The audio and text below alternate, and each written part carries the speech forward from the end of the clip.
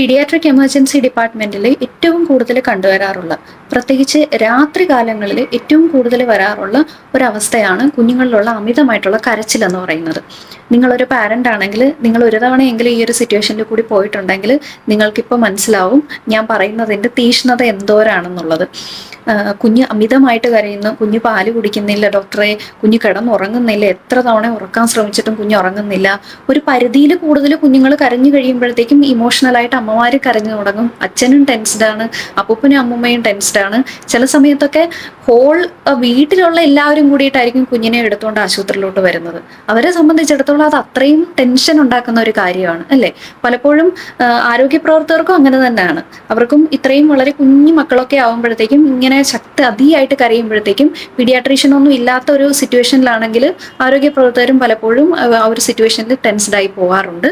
അപ്പോൾ അടുത്ത തവണ നിങ്ങൾ ഇങ്ങനെ ഒരു സിറ്റുവേഷൻ ഫേസ് ചെയ്യുകയാണെങ്കിൽ ഞാൻ ഇപ്പോൾ ഇനി പറയാൻ പോകുന്ന കുറച്ച് കാര്യങ്ങൾ നിങ്ങളൊന്ന് ഓർത്ത് വെച്ചേക്കണേ. അപ്പോൾ നമ്മൾ ഇന്ന് ചർച്ച ചെയ്യാൻ പോകുന്നത് കുഞ്ഞുങ്ങളിൽ ഉണ്ടാവുന്ന അമിതമായിട്ടുള്ള കരച്ചിലിനെ കുറിച്ചിട്ടാണ്. സാധാരണയായിട്ടുണ്ടല്ലോ ഒരു 50% കേസസിലും കുഞ്ഞുങ്ങൾ ഇതുപോലെയുള്ള അസമയത്ത് രാത്രി 1 മണിക്ക് 2 മണിക്കൊക്കെ കുഞ്ഞുങ്ങൾക്കുണ്ടാവുന്ന അമിതമായിട്ടുള്ള കരച്ചിലിന്റെ ഒരു പ്രധാന കാരണം എന്ന് പറയുന്നത് കുഞ്ഞുങ്ങൾക്കുണ്ടാവുന്ന ഗ്യാസ് ട്രബിൾ ആണ്. ഈ ഒരു ഏകദേശം ഇപ്പോൾ ഒരു ജനിച്ച ഒരു കുഞ്ഞിന്റെ ജനനം മുതൽ ഒരു 2-3 മാസം വരെ, മാക്സിമം ഒരു 4 മാസം വരെയൊക്കെ ഉണ്ടല്ലോ, നമ്മൾ ഓരോ തവണയും നമ്മൾ ഫീഡ് ചെയ്ത് കഴിയുമ്പോഴത്തേക്കും കുഞ്ഞിന്റെ ബാക്ക് ഒന്ന് പതിയെ ഒന്ന് തട്ടി കൊടുക്കണം. അതായത് കുഞ്ഞിനെ ഒന്ന് ഏമ്പക്കം വിടണം, കുഞ്ഞിനൊന്ന് ഗ്യാസ് പോകണം, എങ്കിൽ മാത്രമേ കുഞ്ഞിന് സുഖമായിട്ട് കിടന്നിട്ട് ഉറങ്ങാൻ പറ്റത്തുള്ളൂ. അതൊരു 4 മാസം വരെയൊക്കെ മാക്സിമം നമ്മൾ ചെയ്താൽ മതി. അത് കഴിയുമ്പോഴത്തേക്കും കുഞ്ഞുങ്ങളത് തനിയെ അവരുടെ ബോഡി പതിയെ അഡാപ്റ്റ് ആവുകയും തനിയെ അവർക്ക് അതൊരു ഡൈജഷൻ ചെയ്യാനുള്ള ഒരു കഴിവ് കുഞ്ഞുങ്ങൾക്ക് ഡെവലപ്പ് ആവുകയും ചെയ്യും. അതുവരെ നമ്മളതൊന്ന് ചെയ്തു കൊടുക്കണം.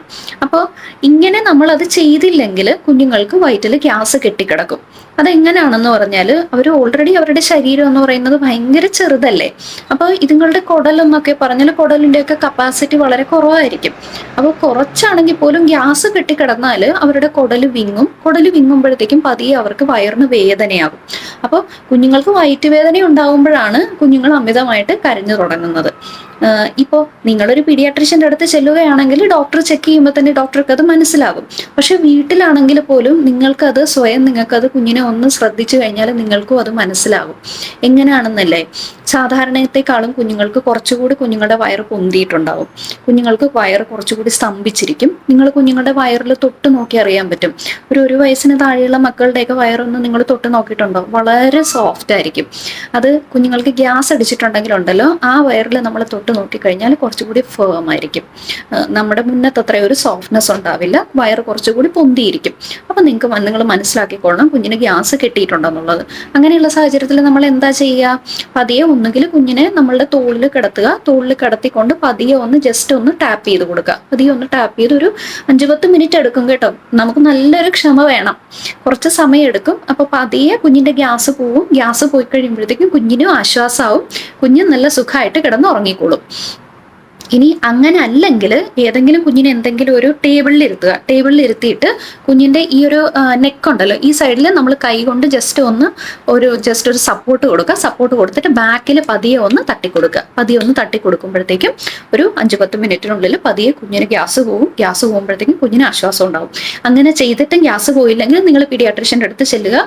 പീഡിയാട്രീഷ്യന് ചില മാനുവേഴ്സും മസാജസും ഒക്കെ ഉണ്ട്. അങ്ങനെ ചെയ്ത് പീഡിയാട്രീഷ്യൻ ആ ഗ്യാസ് കളയും. അതല്ലെങ്കിൽ എന്തെങ്കിലും മരുന്ന് കൊടുത്തിട്ട് ആ ഗ്യാസ് കളയും. അപ്പോൾ ആ ഗ്യാസ് പോയി കഴിയുമ്പോഴത്തേക്കും കുഞ്ഞിന്റെ പെയിൻ കുഞ്ഞിന് ആ വയറുവേദന മാറുമ്പോഴത്തേക്കും കുഞ്ഞുങ്ങളുടെ ആ കരച്ചിൽ നിന്നോടും. ഇതാണ് സാധാരണയായിട്ട് ഏറ്റവും കൂടുതൽ എമർജൻസിയിൽ വരുന്ന കുഞ്ഞുങ്ങളിൽ ഉണ്ടാകുന്ന അമിതമായിട്ടുള്ള കരച്ചിലിന്റെ പ്രധാന കാരണം എന്ന് പറയുന്നത്. ഇത് കൂടാതെ മറ്റ് ചില കാര്യങ്ങളും കൂടിയുണ്ട്. എപ്പോഴും കുഞ്ഞുങ്ങൾ അമിതമായിട്ട് കരയുമ്പോഴുണ്ടല്ലോ നമ്മളുടെ മക്കളെ നമ്മളൊന്ന് അടി മുതൽ മുടി വരെ ഒന്ന് നോക്കണം. അതായത് എന്തെങ്കിലും ചെറിയ പ്രശ്നങ്ങളുണ്ടോ എന്നൊന്ന് ശ്രദ്ധിക്കണം. വളരെ നിസ്സാരമായിട്ടുള്ള കാര്യമായിരിക്കും കേട്ടോ, പക്ഷെ നമ്മളത് ശ്രദ്ധിക്കത്തില്ല. കുഞ്ഞിനാണെങ്കിൽ കുഞ്ഞുങ്ങൾക്ക് അത് പറഞ്ഞു തരാൻ പറ്റത്തില്ലല്ലോ. അവരുടെ അവസ്ഥ ഒന്ന് നോക്കണേ. കുഞ്ഞുങ്ങൾക്ക് അത് എക്സ്പ്രസ് ചെയ്യാൻ പറ്റത്തില്ല. അവർക്ക് ഒരു എന്തെങ്കിലും ഒരു ബുദ്ധിമുട്ടുണ്ടെങ്കിൽ അവർക്കത് എക്സ്പ്രസ് ചെയ്യാൻ പറ്റുന്ന ഒരേ ഒരു ഭാഷ എന്ന് പറയുന്ന കരച്ചിലാണ്. അപ്പോൾ കുഞ്ഞുങ്ങളാണെങ്കിൽ അവർക്ക് കരയാൻ മാത്രമേ അറിയുള്ളൂ. അവർ ഭയങ്കരമായിട്ട് കരയുകയും ചെയ്യും, നമുക്കത് മനസ്സിലാവത്തുമില്ല. ചിലപ്പോഴൊക്കെ ഉണ്ടല്ലോ വളരെ നിസ്സാരമായിട്ടുള്ള കാര്യമായിരിക്കും. ഞാൻ കഴിഞ്ഞ ലാസ്റ്റ് ടൈം ഞാൻ കണ്ട ഒരു കേസ് എന്ന് പറഞ്ഞാൽ കുഞ്ഞിന്റെ ചെറുവിരലിൽ ഒരു ചെറിയൊരു മുടിനാര്, ആരുടെയോ അമ്മയുടെയോ അമ്മുമ്മയുടെയോ ആരുടെയോ ചെറിയൊരു മുടിനാരാണ്. അത് ശക്തമായിട്ട് ഇങ്ങനെ വലിഞ്ഞിരുന്നിട്ടുണ്ടല്ലോ, സ്ട്രാങ്കുലേറ്റഡ് ആയി കുഞ്ഞിന് പെയിൻ ആയിട്ടാണ് കുഞ്ഞ് കരഞ്ഞുകൊണ്ടിരുന്നത്. അപ്പൊ നമ്മൾ അത്രയും ഇമ്പോർട്ടൻ്റ് ആണ് നമ്മൾ കുഞ്ഞിനെ ഹെഡ് ടു ടോ നമ്മൾ ശ്രദ്ധിച്ചിരിക്കണം. ഇപ്പൊ മോളിൽ നിന്ന് തുടങ്ങുകയാണെങ്കിൽ ചെറിയ മക്കൾക്കൊക്കെ ഉണ്ടല്ലോ, അതിന് നമ്മൾ പാൽമാർ ഗ്രാസ്പ് എന്ന് പറയും. കുഞ്ഞുങ്ങൾക്കൊരു റിഫ്ലെക്സ് ആക്ഷൻ ഉണ്ട്. കുഞ്ഞുങ്ങളെ എന്തിൽ പിടിച്ചാലും ശക്തമായിട്ട് അവിടെ ഒരു ടൈറ്റ്നസ് വരും. അപ്പോൾ നല്ല മുടിയുള്ള പിഞ്ചു കുഞ്ഞുങ്ങളൊക്കെ ആണെങ്കിൽ ഒരു 2 months 3 months നല്ല മുടിയുള്ളതാണെങ്കിൽ ചില സമയത്ത് ഇവരുടെ കൈ മുടിയിൽ കുടുങ്ങും. അപ്പോൾ കൈ മുടിയിൽ കുടുങ്ങി കൈ ഇങ്ങനെ ടൈറ്റായിട്ട് അവർ പിടിക്കുകയും ചെയ്യും. ഈ ഒരു റിഫ്ലെക്സ് ആക്ഷൻ കൊണ്ട് കുഞ്ഞുങ്ങൾക്ക് പിടിയൊട്ട് വിടാനും പറ്റത്തില്ല. അപ്പോൾ അങ്ങനെയുള്ള സാഹചര്യത്തിൽ ഒരിക്കലും കുഞ്ഞുങ്ങളുടെ കൈ പിടിച്ചിട്ട് വലിക്കരുത്. നമ്മൾ എന്താ ചെയ്യേണ്ടതെന്ന് പറഞ്ഞാൽ കുഞ്ഞുങ്ങളുടെ കൈയുടെ ഈ ഒരു ഡോഴ്സൽ ഏരിയ ഉണ്ടല്ലോ, ഈ ഏരിയയിൽ പതിയെ ഒന്ന് തടവി കൊടുക്കുക. ഓട്ടോമാറ്റിക്കലി ഈ കൈ ഓപ്പൺ ആയി വരും. ഓട്ടോമാറ്റിക്കലി ആ പാൽമാർ ഗ്രാസ്പ് എന്ന് പറയുന്ന ആ ഒരു റിഫ്ലെക്സ് സ്റ്റോപ്പായി പതിയെ കൈ ഓപ്പൺ ആവും. അതിന് ബാക്ക് സൈഡിൽ പതിയെ ഒന്ന് തടവി കൊടുത്താൽ മതി. ഒരിക്കലും കുഞ്ഞുങ്ങളുടെ കൈ പിടിച്ചിട്ട് വലിക്കരുത് കേട്ടോ. അത് ഒന്നാമത്തെ കാര്യം. പിന്നെ മറ്റ് ചില കാര്യങ്ങളെന്ന് പറഞ്ഞാൽ താഴോട്ട് വരികയാണെങ്കിൽ കുഞ്ഞുങ്ങളുടെ ചെവി എപ്പോഴും നോക്കണം. പ്രത്യേകിച്ച് കിടത്തി പാല് കൊടുക്കുന്ന കുഞ്ഞുങ്ങളാണെങ്കിൽ, ഈ കഴിഞ്ഞിടക്ക് ഒരു 2-3 ദിവസം മുന്നേ കുഞ്ഞുങ്ങൾക്ക് ജലദോഷം വന്നിട്ടുള്ളവരൊക്കെ ആണെങ്കിൽ കുഞ്ഞുങ്ങളുടെ ചെവിയിൽ പഴുപ്പോ വെള്ളമോ ഒക്കെ ഉണ്ടാവാനുള്ള സാധ്യത വളരെ കൂടുതലായിരിക്കും.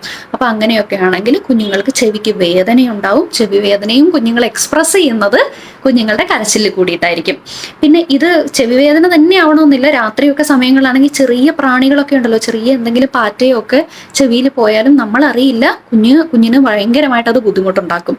പിന്നെ കുറച്ചുകൂടി വലിയ മക്കളൊക്കെ ആണെങ്കിൽ ചിലപ്പോൾ ഒരു പെൻസിലിന്റെ മൊനയോ അല്ലെങ്കിൽ ഒരു ചെറിയ പേപ്പർ കഷ്ണമോ, അങ്ങനെയൊക്കെ ഒരുപാട് കേസസുകൾ നൈറ്റിൽ വരാറുണ്ട്. ചെറിയ കടലയുടെ കഷ്ണം ഇതൊക്കെ എടുത്ത് ചെവിയിൽ കളിക്കാൻ നേരത്ത് വെക്കും. ആള് മറന്നുപോകും. പിന്നെ രാത്രി കിടന്നുറങ്ങുമ്പോഴായിരിക്കും അവിടെ ഇരുന്നിരുന്ന് ഈ വേദന സ്റ്റാർട്ട് ചെയ്യുന്നത്. അപ്പൊ അതുകൊണ്ട് 2 ചെവിയും എപ്പോഴും ഒന്ന് ശ്രദ്ധിച്ചിരിക്കണം.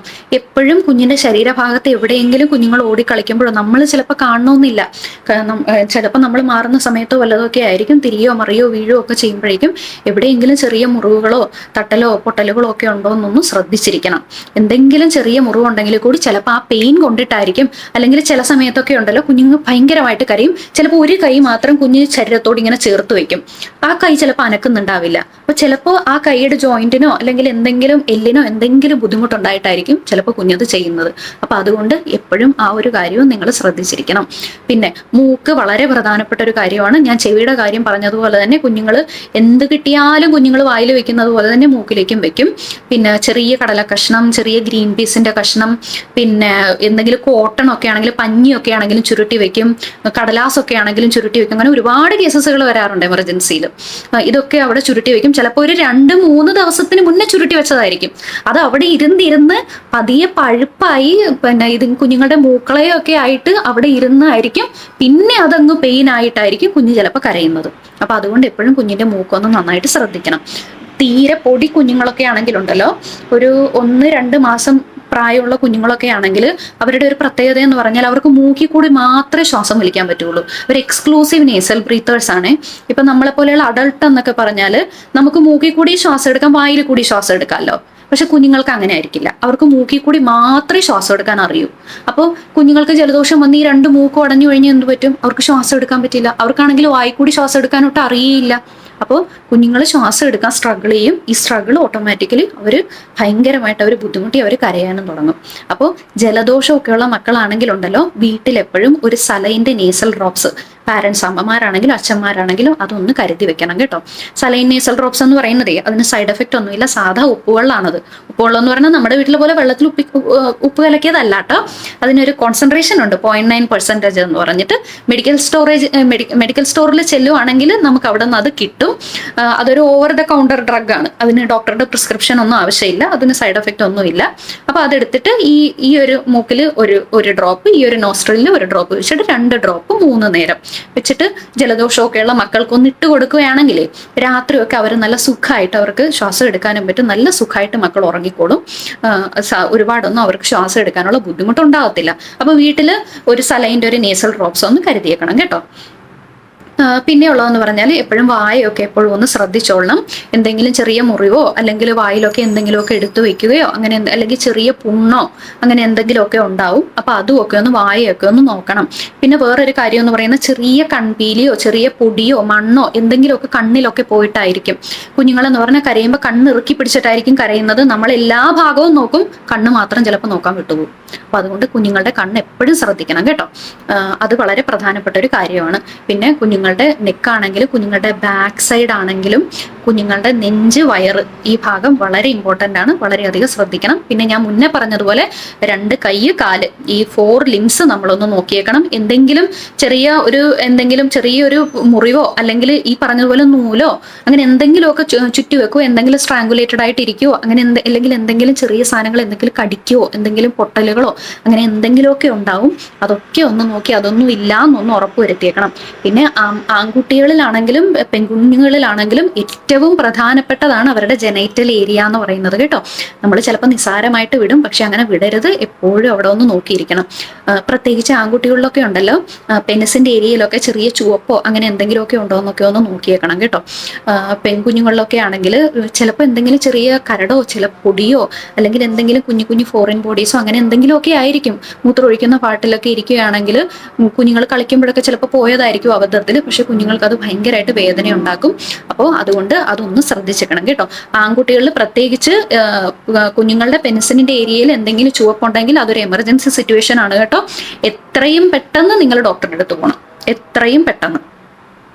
അപ്പോൾ അത് ഒട്ടും വൈകിക്കാൻ പാടില്ല കേട്ടോ. എത്രയും പെട്ടെന്ന് ഡോക്ടറെ കൊണ്ടുപോയിട്ട് കാണിക്കണം. പിന്നെ ലൂസ് മോഷൻ ഒക്കെയുള്ള മക്കളാണെങ്കിലേ ഒരു 3-4 തവണ വയറ്റിൽ നിന്ന് വെള്ളം പോലെ പോയി കഴിഞ്ഞാൽ പതിയെ അവരുടെ മലദ്വാരത്തിന്റെ ആ ഒരു ഏരിയ, ഒരു ചുറ്റുഭാഗം എന്ന് പറഞ്ഞാൽ പതിയെ ചുവന്നു തുടങ്ങും. കുഞ്ഞു മക്കളൊക്കെ ആണെങ്കിലേ അപ്പൊ റെഡ് ബോട്ടം ആകുവാണെങ്കിൽ കുഞ്ഞുങ്ങൾക്ക് ആ ഒരു ഊത്തൽ, ആ ഒരു വേദന കൊണ്ടിട്ട് കുഞ്ഞുങ്ങൾ കരയാൻ തുടങ്ങും. അപ്പൊ എപ്പോഴും മലദ്വാരത്തിന്റെ അവിടെയൊക്കെ ഒന്ന് ശ്രദ്ധിച്ചേക്കണം കേട്ടോ. അവിടെ ഇതുപോലെ എന്തെങ്കിലുമൊക്കെ കയറി ഇരിപ്പുണ്ടോ ഒന്ന് നോക്കിയേക്കണം.